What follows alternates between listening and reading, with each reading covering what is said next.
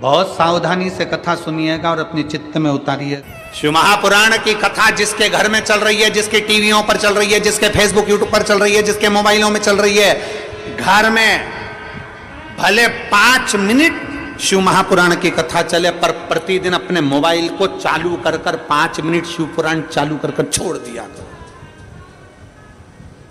घर में टीवियों पर अगर कथा आए तो भले सुनो चाहे नहीं सुनो, 5-10 मिनट उस टीवी को चालू कर छोड़ा करो, जिससे वो शिव महापुराण के शब्द हमारे घर के वातावरण को शुद्ध करें। पार्वती उल्टी यूं चली कि भगवान शंकर कह रहे हैं कि उसको मत उठा कर लाना, और पार्वती जी गई और माता पार्वती ने भगवान विष्णु का जो बच्चे के रूप में थे उनको गोदी में उठा लिया, घर लेकर आ गई, घर में लाई, भोलेनाथ जी से कहा कितना सुंदर बालक है। शंकर भगवान तो आंख ही नहीं खोले, काय को देखूं। भगवान बोले बापी छोड़ी, अब भी कह रहा हूं, नहीं मैं तो नहीं छोड़ू, उसकी मां आएगी जब दूंगा। भगवान विष्णु गोदी में। अब शंकर पार्वती का नियम था, रोज शाम के समय घूमने जाते थे। 33 कौटी देवताओं में केवल एक देव अधिदेव महादेव कैसे हैं जो प्रतिदिन अपनी पत्नी के साथ घूमने के लिए जाते हैं, प्रतिदिन। अच्छा, इनको देख के लक्ष्मी बहुत कुड़ती थी अंदर से। लक्ष्मी हमेशा भगवान विष्णु उसके देख लो चल दिए घूमने, उनको देखो रोज की रोज घूमने जाए और तुम मुझे कहीं नहीं लेके जाओ। कभी कभी तुमसे भी बोलती होगी, देख ले। तो एक बार भगवान विष्णु ने लक्ष्मी जी से कहा चल तुझे मैं भी तेरे घुमाने ले चलूं, चल अब भी चल। लक्ष्मी जी तैयार होने गई, आते आते बैकुंठ की 24 खिड़कियां बंद करी, 8 दरवाजे बंद करे, शाम हो गई। आते से बोली अब तो अंधेरा हो गया। भगवान बोले अब तू बता क्या करना, तो क्या कल चलेंगे। तो लक्ष्मी जी ने भगवान शंकर विष्णु से पूछा ये बताओ, शंकर भगवान पार्वती जी से यूं कहते कि चल, और पार्वती उठ के चल दी थी, ना ताला लगाती, ना चाबी लगाती, ना कुछ देखती, ना भालती, ना खिड़की बंद करे, ना दरवाजा बंद करे, और उठ के चल दे। तो भगवान विष्णु बोले ताला चाबी वहां लगाई जाए जिसकी यहाँ हो, क्या हो, तो कहीं भी तो नहीं है, तो कहीं लगा। तो क्या शंकर जी क्या कुछ नहीं है। भगवान विष्णु बोले थोड़ा बहुत सामान होगा, तो थोड़ा बहुत होगा तो कोई का चुरा के ले जाए तो भगवान विष्णु बोले उनके यहाँ चौकीदार छोड़ के जाए ना, तो उनके यहाँ इतना पैसा है कि चौकीदार नहीं, चौकीदार पैसे वाला नहीं है, वो तो गले में से उतार के बब्बा को रख के चले जाए। किसी के बाप में दम हो तो घुस के बता, कौन जाए उनके घर में, घुसे तो घुसे कौन, या तो बब्बा अंदर या तुम अंदर, दो में से। अब माता पार्वती को शंकर भगवान लेकर जाने लगे। पार्वती ने पूछा इसका क्या करें प्रभु। भगवान ने कहा छोड़ दे अंदर। अंदर छोड़ दिया, दरवाजा लगा दिया, कुंडी लगाकर माता पार्वती शंकर जी के साथ भ्रमण पर गई। वापिस लौटकर माता पार्वती जब आई, दरवाजा खोलने लगी, दरवाजा नहीं खुले, खूब धकाया, दरवाजा नहीं खुले, खूब हवाई लगे, दरवाजा नहीं खुले। तब माता पार्वती को क्रोध आया, भोलेनाथ जी से कहा प्रभु अंदर कोई जरूर है। शंकर भगवान बोले कौन है अंदर, दरवाजा खोलो, नहीं खुले। पार्वती ने कहा दरवाजा खोल दे नहीं तो श्राप दे दूंगी। इतने में भगवान विष्णु और लक्ष्मी दरवाजे से बाहर निकले, निकल कर बोले हे भोलेनाथ, ये घर बद्रिकाश्रम हमको अच्छा लग रहा है, दे दीजिए। माता पार्वती आंख में आंसू भर गई, जिंदगी में एक ही तो मकान था वो भी तुमने ले लिया। भगवान बोले दे दे पार्वती, दे दे, अपना क्या जाए, अपन कहां रहेंगे। भगवान ने कहा कहीं नहीं, केदारनाथ पे रहेंगे, बद्रीनाथ इनको दे दे, दे दे। भगवान विष्णु ने लक्ष्मी से कहा लक्ष्मी तूने इस घर से शंकर और पार्वती को बाहर निकाला है, इस घर में मैं तेरे साथ अंदर कक्ष में कभी नहीं बैठूंगा, तू बाहर बैठेगी, मैं अंदर बैठूंगा। आज भी बद्रीनाथ में नारायण अंदर है, लक्ष्मी बाहर है, लक्ष्मी बाहर। शिवजी जाने लगे। भगवान विष्णु ने कहा भोलेनाथ मेरे बद्रिकाश्रम के मंदिर में जो आएगा चने की दाल लेकर आएगा, जो चने की दाल लेकर आएगा और मेरे मंदिर में आकर ओम नमः शिवाय बोलकर अपनी मनोकामना कर कर मुझ नारायण को चढ़ाएगा, उसकी मनोकामना 3 महीने में मैं पूरी कर दूंगा, मात्र 3 महीने। आज भी नियम है, बद्रीनारायण में क्या चढ़ती है, बोलो जम के क्या चढ़ती है, चने की दाल। और क्यों चढ़ती है, कामना, चने की दाल समर्पित। मत। महाराज शास्त्र कह रहा है, शास्त्र वर्णन कर रहा है। बद्र का आश्रम मेरे भगवान शिव का है, गले में सर्प नारायण है तो शंकर के गले में पड़े हुए। ऐसी कोई जगह ही नहीं जहां शिव ना हो। भगवान शिव जैसा कौन है जो दयालु है, कृपालु है, दया का सागर है महाराज।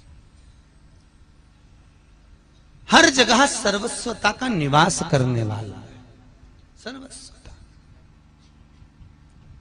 महाराज चले, देवराज के प्राण छूट गए, शिव के धाम को चले गए। एक बिंदुक नाम का ब्राह्मण, वेद व्यास जी लिखते हैं, जिसकी धर्म पत्नी का नाम है चंचुला देवी। क्या नाम? चंचुला देवी। बिंदुक और चंचुला। बिंदुक भी ब्राह्मण कुल में जन्मा था, पर कभी जिंदगी में उसने ब्राह्मण कर्म नहीं किया था। मेरा एक निवेदन आप सभी से, जो जिस वर्ण में जन्मा हुआ है, कोई ब्राह्मण तत्व में है, कोई क्षत्रिय तत्व में है, कोई वैश्य तत्व में है, कोई शूद्र तत्व में है, भगवान ने आपको यदि जन्म दिया है तो शिव महापुराण की कथा कहती है, अपने वर्ण के अनुसार एक बार जिंदगी में एक कर्म जरूर करो। भगवत कितना सुंदर चरित्र है रामचरितमानस का, आप लोगों ने पढ़ा होगा। शिव रामचरितमानस का बहुत सुंदर चरित्र है महाराज। सीता जी विवाह कर अयोध्या में आई, 9 रात्रि तक माता सीता ने अयोध्या का पानी नहीं पिया। 9 रात्रि तक माता सीता ने अयोध्या का भोजन नहीं करा। 9 रात्रि। और जब माता सीता ने अयोध्या का भोजन नहीं करा, पानी नहीं पिया, तब माता कौशल्या ने पूछा, बहुरानी तो अयोध्या का पानी क्यों नहीं पीती, तो भोजन क्यों नहीं करती? सीता जी कहती है, मां मेरा मन नहीं करता। सुमित्रा जी ने आकर पूछा, ए बहू तो अयोध्या का पानी क्यों नहीं पीती, भोजन क्यों नहीं करती? नहीं मां, बस वैसे। एक दिन केकई आ गई, केकई ने आकर पूछा, बहू तो अयोध्या का पानी क्यों नहीं पीती, भोजन क्यों नहीं करती? तब माता सीता ने कहा, मां मेरे पिता जनक जी कहते थे, जिस घर में भांजे की हत्या हुई हो, उस घर का ना तो पानी पिया जाता है, ना भोजन किया जाता है। बहू वाणी को विराम दे, कैसे शब्द बोल रही है तू? सीता जी बोलती हैं, मैं बिल्कुल सत्य कर रही हूं। वाणी को विराम दे बहू, ये संबोधन ठीक नहीं है। आज तक हमारी अयोध्या में किसी ने किसी को नहीं मारा, और तू कह रही कि जिस घर में भांजे की हत्या हुई है उस घर का पानी नहीं पिया जाता। अग्नि की बात पूरी अयोध्या में फैल गई। दशरथ जी के कानों में शब्द गया कि मेरी बहू ने भांजे की हत्या का दोष लगाया है। पूछा, दशरथ जी के कानों में शब्द गया। दशरथ जी को वो चरित्र याद आ गया कि मेरी बहू सीता झूठ नहीं बोल रही है। दशरथ जी को वो चरित्र याद आ गया कि जा पहुंचा सरयू तीर, भरन को नीर, विपत्ति का मारा, जल भरने गया बेचारा। श्रवण पानी को आया था, वो जल में तुम भी डुबोया था। अरे धोखे से मारा बाण, कलेजा फाड़ा, जल भरने गया बेचारा। तब श्रवण कुमार ने कहा था, दशरथ जी जब बोले थे, मैंने तो हिरना जाना था, नहीं श्रवण को पहचाना था। अरे धोखे से मारा बाण, कलेजा फाड़ा, जल भरने गया बेचारा। तब श्रवण कुमार ने कहा था, मामा जी भेद बता देना, पितु मात को नीर पिला देना। मेरे पांव पड़ी जंजीर, हुआ अंधियारा जल भरने गया बेचारा। जैसे श्रवण कुमार ने कहा मामा जी भेद बता देना, तो दशरथ जी ने पूछा क्यों रे, मैं तेरा मामा कैसे? श्रवण कुमार कहते मामा जी मेरी माँ से रोज पूछता था माँ मेरा मामा कैसे लगते हैं, तो मेरी माँ ने कहा था तेरे मामा के मस्तक पर सूर्य वंश का तिलक है। आज आपके माथे पर तिलक देखा इसलिए आपको मामा कह दिया, इसलिए मामा कहा है आपको मामा का। ये कंपनी का ट्रेडमार्क है तिलक, कि तुम कौन सी ब्रांड के हो, इससे ब्रांड का ठिकाना पड़ता है। त्रिपुंड लगा है तो शंकर वाला, यू मार्क का लगा है तो नारायण वाला, बिंदी लगी है तो देवी जी वाला, काला बिंदी लगी है तो निम्बार्क वाला। पहचान में आता है कि कौन सी कंपनी का है। और होना चाहिए मस्तक पर तिलक, बहुत काम आता है साहब। आजकल मृत्यु का कोई ठिकाना नहीं, कब प्राण छूट जाए। मौत का क्या भरोसा, अटैक आ जाए, शुगर बढ़ जाए, एक्सीडेंट हो जाए, मालूम पड़े कहीं गिर गए पड़ गए चले जाए, मृत्यु का किसका ठिकाना। तो मरते समय राम नहीं निकला कृष्ण नहीं निकला मत निकलने दो। अगर मस्तक पर तिलक होगा तो यम के दूत बंदी बनाने आएंगे और माथे पर तिलक लगा हुआ देखेंगे तो पहचान जाएंगे ये अपनी कंपनी का माल नहीं, ये तो भगवान की कंपनी का माल है, तो भगवान के धाम ही जाएगा, ये अपनी कंपनी का नहीं। और जिसके माथे पर तिलक नहीं होता तो उसको नरक में ले जाके पटक दिया जाता है। होता है जो माल कंपनी नहीं लेती वो कबाड़े वाले लेते। अरे बोलो सही है कि गलत है? जो कंपनी लेगी वो कबाड़े वाले लेंगे, हर माल 2 रुपया ले जाके पटक देंगे। कंपनी का माल। श्रवण कुमार करे मैंने आपको मामा इसलिए कहा क्योंकि आपके मस्तक पर तिलक है। मेरे माता पिता को नीर पिलाना दशरथ जी लेकर गए। जो दशरथ जी ने देखा श्रवण के माँ बाप को, आंख में आंसू भर गए। ये श्रवण के माता पिता नहीं थे, दशरथ जी की एक ही बहन थी जिसका नाम सुहांगी था। क्या नाम था? सुहांगी, जो शांतिन मुनि के साथ बिहाई थी। और यहां श्रवण कुमार के जो माता पिता थे वो सुहांगी और शांतिन मुनि थे। दशरथ जी की आंख में आंसू भर गया, मेरे हाथ से मेरा भांजा मर गया।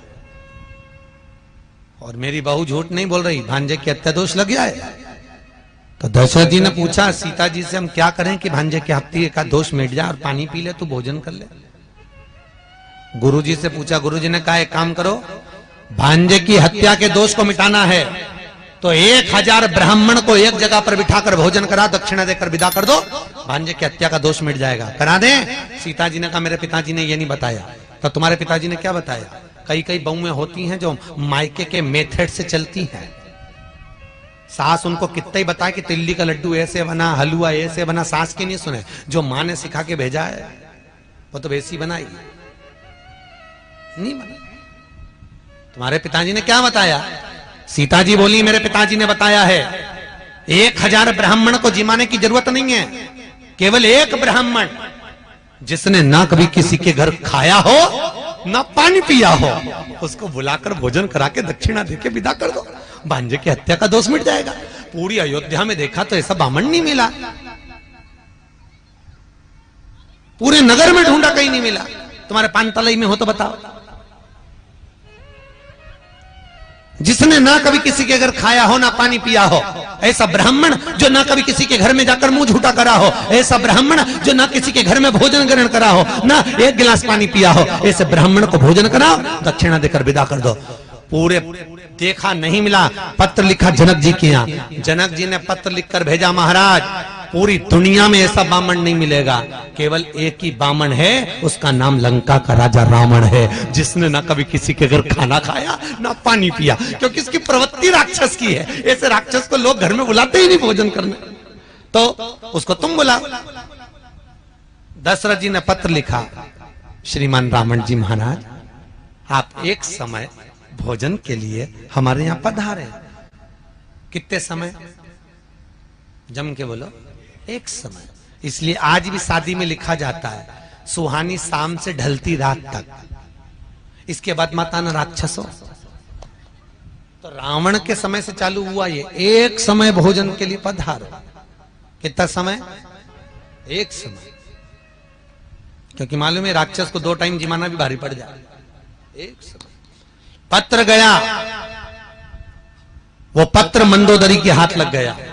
मंदोदरी कौन है रावण की? जम के बोलो। धर्म पत्नी, पत्नी नहीं। कौन है वो? धर्म पत्नी। पत्नी और धर्म पत्नी में जमीन और आसमान का अंतर है। पत्नी वो होती है जो पति को पतन के रास्ते पर ले जाती है। पत्नी वो होती है जो पति को सिनेमा घर ले जाती है। पत्नी वो होती है जो पति को मायके ले जाती है। पत्नी वो होती है जो पति को बाजार ले जाती है। और धर्म पत्नी वो होती है जो पति को शिव महापुराण तक लेकर आती है। वो धर्म पत्नी है। धर्म पत्नी वो होती है जो पति को धर्म के पथ पर ले जा रही है, कथा सत्संग कीर्तन में ले जा रही है, भगवत नाम में ले जा रही है। वो धर्म पत्नी, वो धर्म का पत्नी, धर्म पत्नी का पत्नी। मंदोदरी कौन है रावण की? जम के बोलो। धर्म। कितनी सुंदर बात लिखी तुलसीदास जी, मंदोदरी को धर्म पत्नी लिख रहा है। और वेद व्यास जी वो धृतराष्ट्र की क्या नाम था? गांधारी, उसके आगे पत्नी लिख रहा है, धर्म पत्नी लिखा ही नहीं। क्यों? वेद व्यास जी से पूछा तुमने इसका नाम क्या है? धर्म पत्नी क्यों नहीं लिखा? तो वेद व्यास जी ने कहा क्यों लिखूं धर्म पत्नी? धर्म पत्नी वो होती है, पति की आंख से पति नहीं देख सकता तो कम से कम अपनी आंख से देखकर तो बता दे। पति पांव से नहीं चल सकता, अपने पांव से तो चलकर पति को तीरथ करा दे। पति हाथ से काम नहीं कर सकता, अपने हाथ से तो काम कर ले। पर ये गांधारी तो ऐसी थी कि पति की आंख नहीं थी तो और पट्टी बांध के बैठ गई, जैसे तुम वैसे हम। ले वो तो अच्छा है कि आज के कलयुग में नहीं पैदा हुई। अगर कलयुग में गांधारी होती तो मालूम पड़े पति हॉस्पिटल में पड़ा पलंग पे, उसको चढ़ रही बाटल, तो ये भी कहती हम भी पड़े पलंग, हमें भी चढ़ा दो बाटल। लो क्या करे उसका? गांधारी पत्नी, मंदोदरी धर्म, अरे बोलो तो धर्म पत्नी होना चाहिए। धर्म पत्नी का फर्ज अदा करो। और आपसे भी निवेदन है धर्म पत्नी का फर्ज अदा करो। जितनी कथा यहां सुनकर जाओ, अगर वो कथा में नहीं आ रहा है तो उनको जाके पूरी सुनाओ। दिन में नहीं सुने तो रात के सुनाओ, नहीं सुने तो पांव दबा दबा के सुनाओ, पर सुनाओ, कथा सुनाना जरूर। ओम श्री शिवाय। नमस्ते एवं दर्शकों, आज की कथा जो है पंडित प्रदीप जी मिश्रा द्वारा जो है गुजरात सूरत में जो है सुनाई जा रही है। और इस कथा